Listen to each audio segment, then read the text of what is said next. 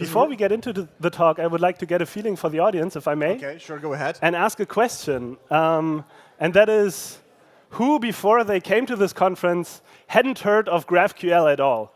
Who had no idea what it was before they came to this conference?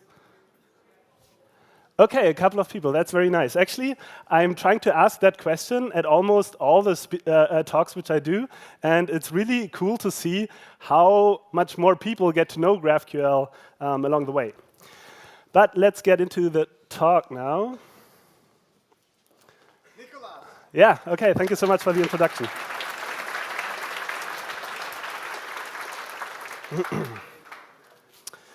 All right, so I want to start with a quick introduction about myself. So my name is Nikolas Burk, and I work as a developer at a company called GraphQL.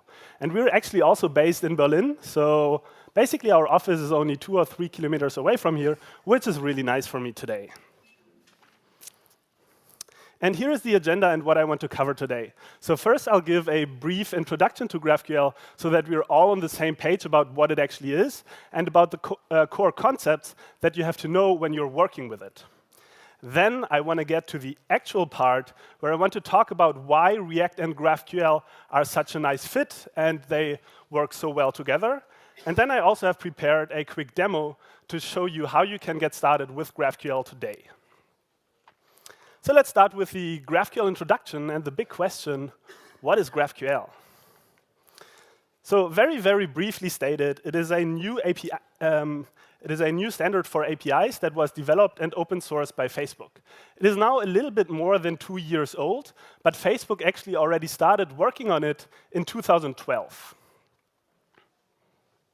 And it's really important to understand that it's a query language for servers. So you can use it to define the way how a server exposes its functionality to its clients. So it doesn't have to do anything with SQL, which people usually think because they see the QL in the end and will think it is a query language, but it's not actually a technology that you use to retrieve data from the database, but it's a query language for APIs. An API technology, not a database technology.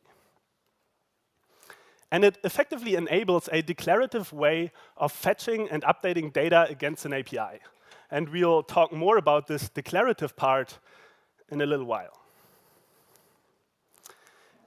And GraphQL really has a rapidly growing community. So all of these are companies that are already using GraphQL in production today.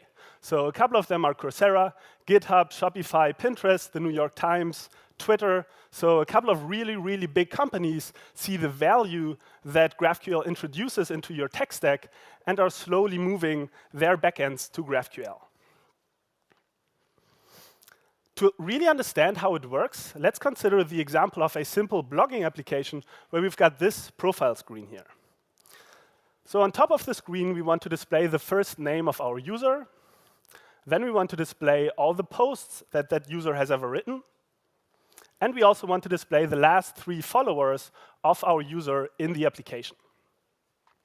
So how would we tackle this situation typically with a REST API? So when we were building a REST API for that purpose, we would typically have like 3 different endpoints that would look like this. So we have the user's ID endpoint that would return information about one given user.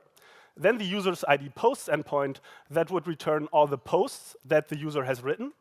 And then the user's ID followers endpoint that would return all the followers for a given user.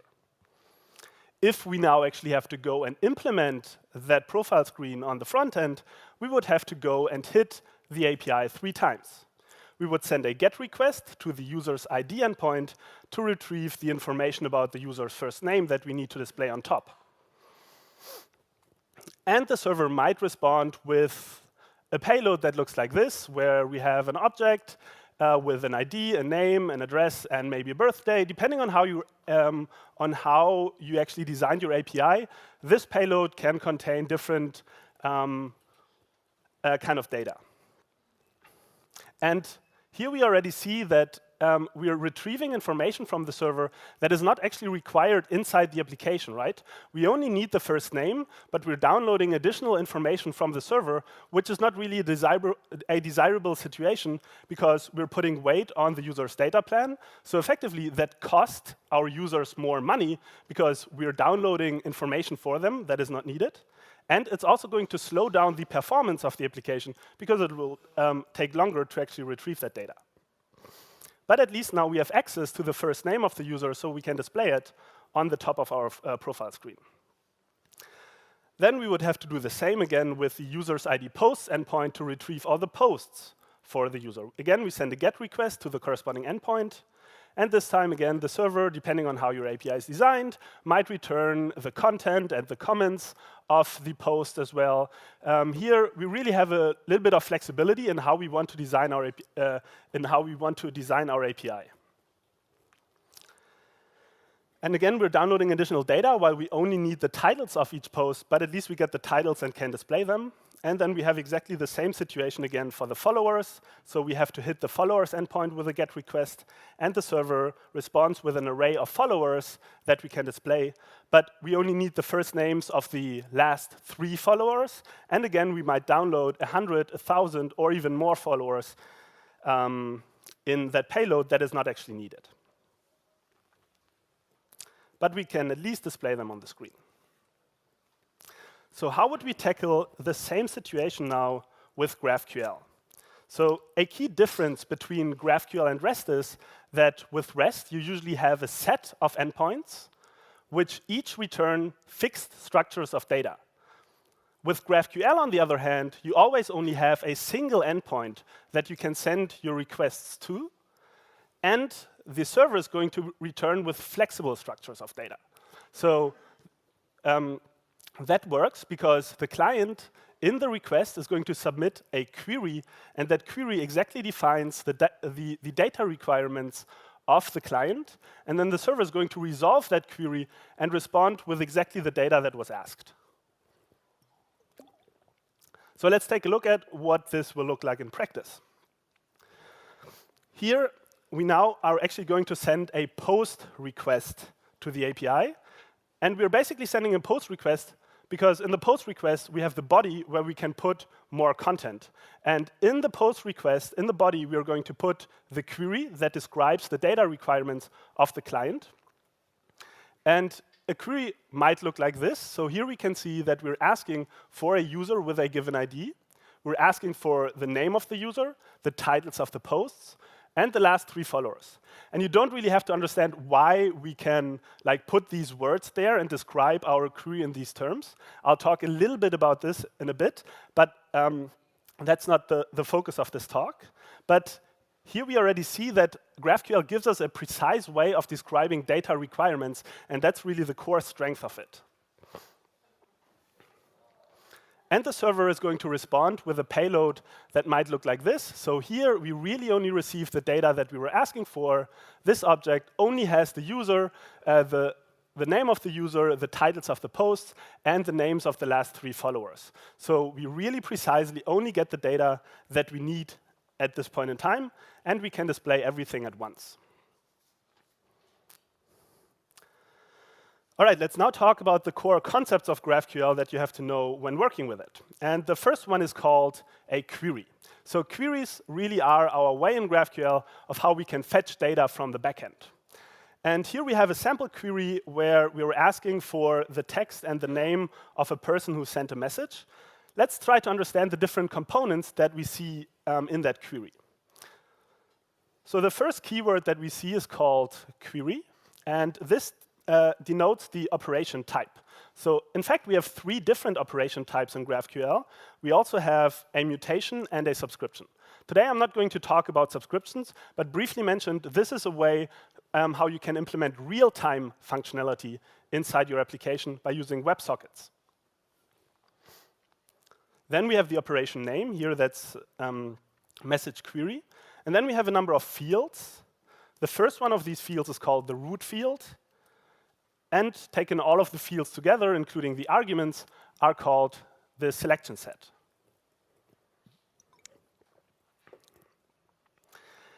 how is the server now going to respond to such a query?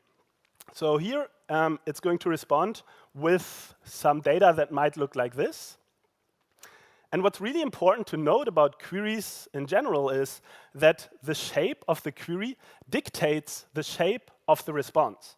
So here we really see that the object that is returned by the server in JSON has exactly the same fields as we submitted with the query. So one way of looking at a query is actually of thinking of it as an empty object of JSON, where we only specify the keys of the data that we need, and then we submit this empty object to the server, and the server is going to fill in the values for us. Let's now talk about mutations, because usually when you're working with an API, you're not only interested in fetching data, but most of the time you also want to make changes to the data that you have stored in the backend. And in GraphQL, this is done with the concept of mutations. And what's important to note about mutations is that they not only write data, but just like a query, they also read data. And they have exactly the same syntactical structure.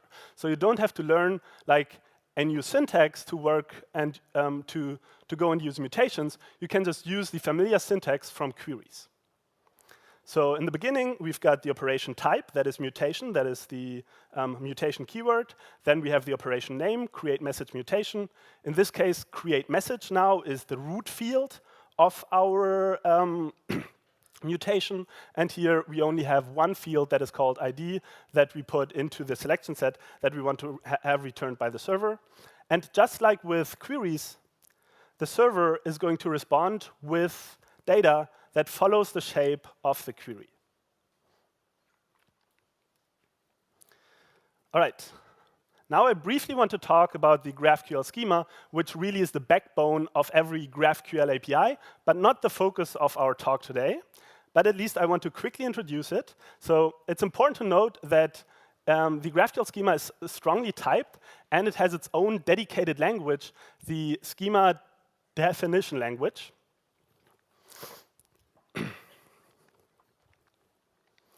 And the GraphQL schema defines the capabilities of your API.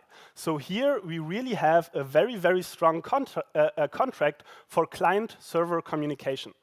Both the server and the client are going to be aware of the schema, so the client 100% knows what operations it can submit to the server. And the GraphQL schema has 3 special root types that are called query, mutation, and subscription. And these are precisely the 3 different operations that we have available in GraphQL. And this is what the schema language looks like. So we can denote new types with the type keyword. And then we have the name of the type. And each type can have a number of fields. So here we have a message and a person type. Each of them have 2 fields. And then we have one relation between the message and the person type as well here.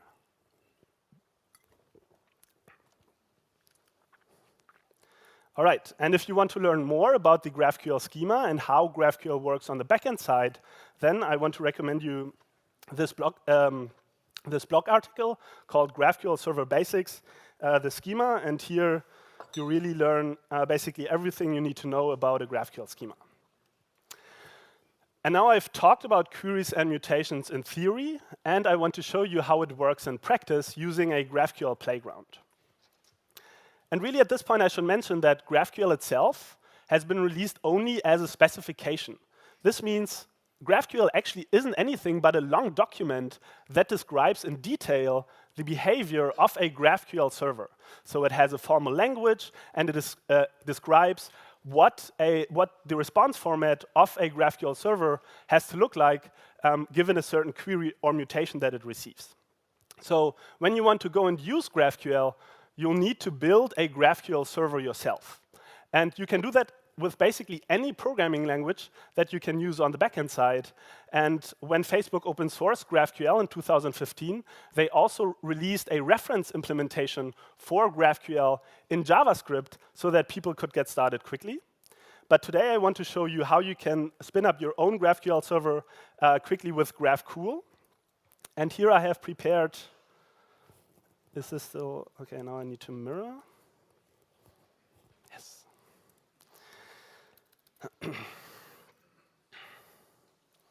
So, when you're using GraphQL, the way how you start your application on the backend is by defining your data model. And here I'm using the schema language to define a really simple data model that is called post, that has 5 different fields: ID, created at, updated app, description, and the image URL. That could be the foundation for a simple image sharing application, for example. And now you can use this and use the GraphQL command line interface to deploy a GraphQL server based on this data model. And this GraphQL server is going to expose a CRUD API for this data model. And here I really only have to go and use the GraphQL deploy command, which is going to spin up the GraphQL server for me. That's actually not important. Oops, I'm not connected to Wi-Fi. That is important.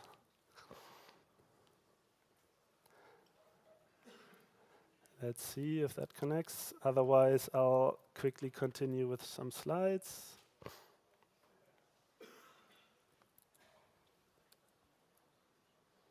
Maybe not now. Well, let's move on to the React and GraphQL part then. Okay, so here I want to talk about why React and GraphQL go so well together, and why basically Facebook also developed them kind of together as well. And really, my claim is here that this is because they are both declarative. And for the beginning, we have to do some groundwork and understand what does declarative mean and what is declarative programming. And in these cases, it's often helpful to consult a dictionary, such as Wikipedia, where we have the following statement about declarative programming, that it says that in computer science, declarative programming is a programming paradigm that expresses the logic of a computation without describing its control flow. And really the important part is this: we express the logic of a computation without explicitly describing the control flow, and we'll learn a little bit more about what this means. But first, let's talk about where the term declarative actually comes from.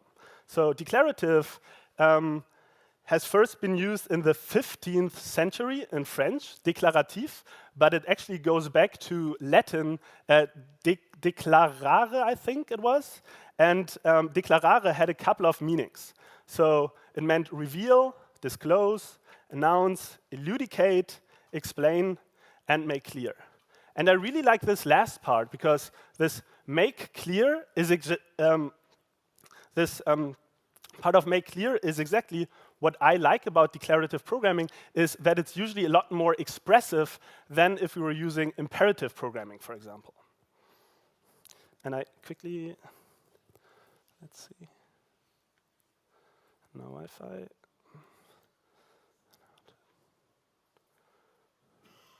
All right. And one way how you can break down what declarative programming actually means is by this statement. When you're using a declarative programming approach, you're telling the machine what to do, but not how to do it. This basically means that you're describing your goal, what you want to achieve in your program, on a higher level, and the machine itself is able to conclude the necessary steps, the actual instructions that need to be performed to reach that goal. And when we're talking about declarative programming, we're always also talking about abstractions and primitives. And basically, declarative programming approaches they provide you with abstractions that let you express your goal in dedicated terms, rather than using primitives that are not directly related to your goals. A great example of this are domain-specific languages. So domain-specific languages, they leverage exactly this part, that they provide you with dedicated primitives that you can use to reach your goals. And we'll see in a little bit why this applies to React and to GraphQL, but we have to go through this theoretical part first. And using a domain-specific language makes it much easier to express the goals of your program, and the opposite of domain-specific languages are the general-purpose programming languages, such as Java or JavaScript, Python. Like these programming languages that we're working with every day are general-purpose programming languages that you can use for all kinds of programs to be written. But this, of course, does not mean that you cannot use these languages to build declarative frameworks. So, of course, React is a declarative framework, and it's written in a general-purpose programming language. But it provides us with new primitives that we can use to build user interfaces. And that's exactly the point about React. So this is the React website where they highlight three different characteristics of React. And the very first one is that it's declarative. And why is React declarative? So the core primitive that React provides is the idea of a component. And a component provides you with an abstraction over a set of DOM nodes. And why is this declarative? This becomes especially apparent if you compare it, for example, with jQuery. So jQuery also is a JavaScript library, but when you're using jQuery, you actually have to go and grab all the DOM nodes and have to set their properties directly. So you're interacting with the primitives on a very direct level. And when you're using React, you're not working directly with DOM nodes anymore. Instead, you're writing components, and you describe, you declare, you describe in a declarative fashion what your UI should look like given various states of that component. And you don't actually have to go and render everything. You don't have to go and set these properties yourself, because React at some point is going to call the render method for you, and this is where all the work is actually being done. So why is GraphQL declarative? GraphQL is a way for describing data operations with a dedicated language. So really, when we're working with data, we always have kind of two things that we want to do with data. Either we want to just fetch it, or we want to make an operation on it. So either we want to create new data, or we want to update existing data, or we want to delete existing data. So we've got these four different kinds of operations that we can do, which we also can subsume with the term CRUD: create, read, update, delete. These are the common operations that we want to do with data. And now if we take a look at the core primitives that GraphQL provides, these are queries and mutations. So the core primitives that we get from GraphQL are primitives that allow us to perform exactly these operations. So you could somewhat think of GraphQL as a domain-specific language for working with data. Now to summarize, declarative programs are using dedicated abstraction to express goals, the goals that the programmer has. They usually lead to more expressive and concise code. And this usually also means that it generally leads to less code. Less code means fewer opportunities to make bugs. And declarative abstractions also make your program easier to reason about. And this the idea of, or the combination of React as a declarative way for building user interfaces and GraphQL as a declarative way for working with data is leveraged by GraphQL client libraries. So these GraphQL client libraries are what we're using on the front end when we're interacting with a GraphQL API. And basically, GraphQL client libraries provide you with a convenience, with a nice API for sending queries and mutations to the backend. So GraphQL usually, or GraphQL APIs usually can be interacted with over HTTP.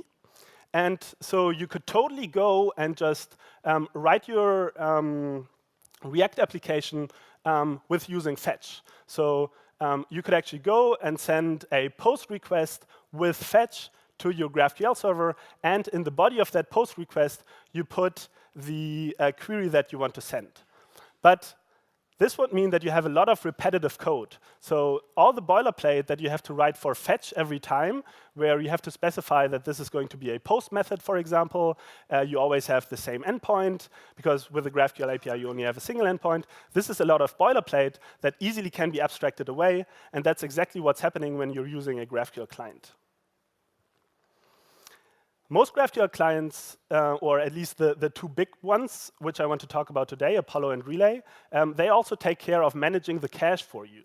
So when you're used to working with Redux or with MobX, for example, you don't need that anymore when you're working with a GraphQL client library, because all this process of managing a cache and the local data is completely abstracted away by the client. And they also implement more handy features like optimistic UI updates, all the lower level networking stuff, and real-time subscriptions, for example. And there are two big GraphQL clients available today. The first one is called Relay, here on the left side. And that was open source alongside GraphQL in 2015. So that is Facebook's homegrown GraphQL client that they were working on in combination with GraphQL. And Relay is really heavily optimized for performance and for reducing network traffic. But it also comes with a cost, and the cost is a notable learning curve. So Relay is a relatively complex framework that is not very easy to get started with. And it also doesn't have the best documentation and not a lot of examples online. So today, most of the people who are using GraphQL with React are going to use Apollo client. And Apollo Client is a community-driven project, also completely open source. And it's a lot easier to understand than Relay, and it really has intuitive abstractions. So when you're starting out with GraphQL and you're using Relay, for example, the code that you write in your React application, you can never be quite sure if that is code that you're writing for GraphQL or if that is code that you're writing for Relay. And with Apollo, that's usually very clear because the abstractions are a lot more intuitive and understandable. And it's also available on several platforms. So while Relay is only available in JavaScript, you also have Apollo client available on the mobile platforms, for example. Let's quickly think about this, the transition in going from imperative to declarative data fetching. So with imperative data fetching or more manual manual fetching of data, maybe imperative is not exactly the right term here, but it usually has like 4 different steps that you have to do. So at first, you have to go and construct and send the HTTP request to the server. And you can do that in JavaScript, for example, with fetch, as I mentioned. Then you have to receive and parse the response from the server. Next, you have to store the data locally in some kind of cache. So if you're using Redux, for example, you would put it into the Redux store. And then finally, you can actually go and display this data in the UI. When you're using a GraphQL client, this process of fetching data is really reduced to its essentials.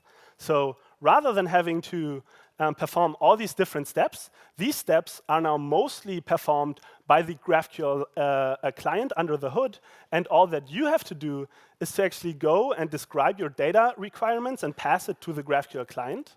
And then the GraphQL client is taking care of all these steps. So it will construct the HTTP request for you, it will send and receive the response, it's going to put the data into a cache, and it's going to make the data available in your UI. In React, it just puts them into the props of your component. So all that you're left with to do is to actually display that information in your UI. All right, so now I want to go and show this demo, which I really only can do if the Wi-Fi is coming. And otherwise, I'll just skip ahead and recommend you a couple of resources. At least I can show you where you can find the demo. So, let's see.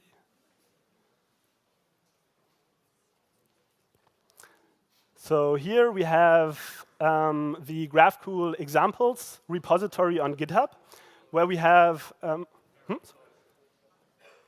Sorry? Sorry. Actually, I'm going to mirror again. All right. So here we have the GraphQL examples repository on GitHub with a couple of different examples if you want to get started with React and GraphQL. And here we have the quick start with Apollo example, which I wanted to show you, which has a couple of different steps. So at first you have to clone the repository, then you have to create your GraphQL service, you have to define the data model, which is basically what I did before. So this is the same data model which we saw on here in my types.graphql file, except for the comments. But we've got these 5 fields on the post model. That's exactly what we see here. Then you can deploy the server with the GraphQL CLI. And then the last thing that you have to do in the code that you cloned, you just have to replace this placeholder here inside the index.js file with the endpoint of your GraphQL API. And then all you have to do is to actually call yarn install and yarn start to start the application. And this is basically all you need to do to get started with GraphQL. And before we close off, I want to recommend you a couple of resources. So if you want to learn more and dive deeper into GraphQL, the How to GraphQL tutorial is a very good place to start, where there are tutorials for the front end and for the back end. If you want to learn more about what's going on in the GraphQL ecosystem, then you can subscribe to the GraphQL weekly newsletter or listen to the GraphQL radio podcast. And just recently, the videos from the GraphQL Summit have been released. So GraphQL Summit was the biggest GraphQL conference so far, happened in San Francisco 2 weeks ago, with almost 600 attendees and talks from Twitter, the New York Times, Apollo. So really, really interesting GraphQL content. At GraphQL, we really value community. So we've got a Slack channel where we talk about GraphQL with more than 6,000 members. We also host the GraphQL Berlin meetup. And we're also planning to do another edition of the GraphQL Europe conference. And the date for that is already set. So June 15th next year. Hope to see you there. And that's all I have today. Thank you so much.